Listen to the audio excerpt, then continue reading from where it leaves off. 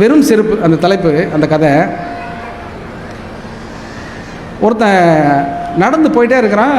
அவன் காலை பார்த்தீங்கன்னா ஒரு 20-25 வருஷமாக ஒரே செருப்பு போட்டிருந்தா எப்படி இருக்கும்? அந்த மாதிரி ஒரு செருப்பு போட்டு நடந்து போயிட்டு இருக்கிறான். செருப்பு அருந்துருது. இப்போ அருந்த உடனே இந்த செருப்பு என்ன பண்ணுறதுன்னு தெரியல, தத்தி தத்தி காலில் அந்த வாறு இழுத்து முடிச்சு போட்டுட்டு வீட்டுக்கு போகிறான். வீட்டுக்கு போய் செருப்பு அருந்து போச்சுமா அப்படின்னு சொல்கிறேன். நானே உங்களுக்கு எப்போலேருந்து சொன்னேன், நான் கல்யாணம் பண்ணதுலேருந்து இந்த செருப்பு தான் போட்டிருக்கீங்க, வேறு ஒரு செருப்பு வாங்குங்க அப்படின்னு சொன்னேன். செருப்பு வாங்க காசு இல்லை, நம்மளை அதான் சொல்லுவோம், மற்ற எல்லாம் வாங்குவான், எது தேவையோ அதை வாங்கிக்க மாட்டான். செருப்பு வாங்கிக்கங்க அப்படின்னோடனே அந்த அம்மா உடனே செருவாட்டு காசெல்லாம் கொண்டு வந்து கொடுத்து நீங்கள் வாங்கிக்கங்க அப்படின்னு சொல்லி கொண்டு வந்து கொடுப்பான். உடனே போய் அவர் ஒரு புது செருப்பு வாங்கி போட்டுக்கிட்டு திருப்பி வருவார். அந்த செருப்பு போட்டு வரும்பொழுதே பிரமாதமாக சந்தோஷமாக இருக்கும் அவருக்கு. நிழலில் கூட சோகம் உண்டுன்னு சொல்லலை, அந்த மாதிரி நிழலில் கூட இன்பம் உண்டுங்கிற மாதிரி சந்தோஷம் உண்டுங்கிற மாதிரி நடந்து வந்துடுறான். வீட்டுக்கு வரான். ஏங்க செய்தி கேள்விப்பட்டீங்களா அப்படின்னு கேட்குறான் மனைவி. இல்லைங்க, உங்கள் ஆஃபீஸில் இருந்து ஒருத்தர் வந்து சொல்லிட்டு போனார், உங்கள் க்ளோஸ் ஃப்ரெண்டு செத்து போயிட்டாரா அப்படின்னோட இவனுக்கு நம்பவே முடியல. 2-3 நாளைக்கு முன்னாடி தானே வேறு ஒரு கல்யாணத்தில் 2 பேர் சந்தித்து பேசிகிட்டு இருந்தோம், இறந்து போகிறதுக்கு வாய்ப்பே கிடையாது, அவருக்கு நோய் நொடி எதுவுமே கிடையாது, அப்படியா சொன்னாங்க அப்படின்னு சொல்லிட்டு நண்பன் ஒருத்தனுக்கு திருப்பி போய் கேட்குறான். நண்பன், ஆமாப்பா உண்மைதான், உன் மனைவி சொன்னது உண்மை தான், நாங்கள் தான் செய்தி சொல்லி அனுப்பிச்சோம், நீ வந்துட்டு நம்ம 2 பேரும் போயிட்டு வந்துடலாம் அப்படின்னு சொல்கிறாங்க. இப்போ அவனுக்கு என்னென்னா, நம்ம புது செருப்பு வாங்கி போட்ட அன்றைக்கி நண்பன் செத்து போயிட்டானே, அப்போனா அந்த செருப்பு ராசி இல்லாத செருப்பு அப்படின்னு யோசிக்கிறான். இப்போ பிரச்சனை, துக்க வீட்டுக்கு போய் துக்கம் விசாரிக்கணும். இப்போ புது செருப்பு போட்டு போகிறதா பழைய செருப்பு போட்டு போகிறதா? நண்பன் செத்து போன வீட்டுக்கு புது செருப்பு போட்டு போனால் பார்க்குறவன் என்ன நினைப்பான் அப்படின்னு சொல்லிட்டு அந்த ரப்பர் வர கட்டினர் செருப்பையே திருப்பி போட்டுக்கிட்டு நண்பனோட போகிறான். ட்ரெயினில் போகிறான். 2 பேரும் போயிட்டு இருக்கும்போது ரொம்ப சோகமாகவே இருக்கான். இவன் நண்பன் செத்த சோகத்தை விட பழைய செருப்பை மறுபடியும் போடுற நிலைமைக்கு ஆயிட்டமேங்கிற வருத்தம் உள்ளுக்குள்ளே இருக்குது.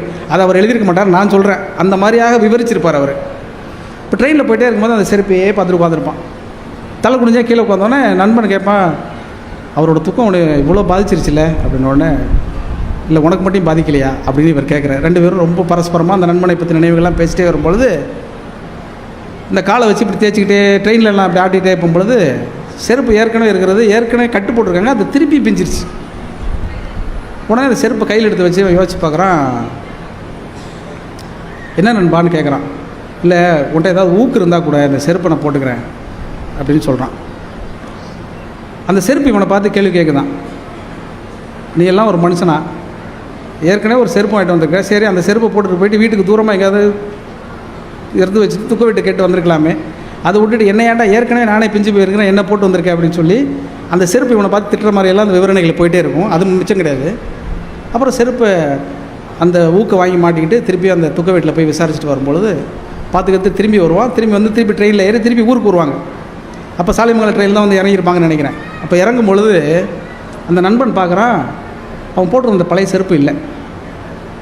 என்ன நண்பா, அந்த செருப்பு வந்து நானே சொன்னேன் நீ தூக்கி போட்டுருன்னு சொன்னேன், போடாமல் போட்டுக்கிட்டே வந்தேன், வீட்டு வரைக்கும் போயிட்டு திரும்பி வந்த பிறகு இப்போ இறங்கி பார்த்தா அவன் செருப்பை காணாமே, தொலைச்சிட்டியான்னு கேட்டான்.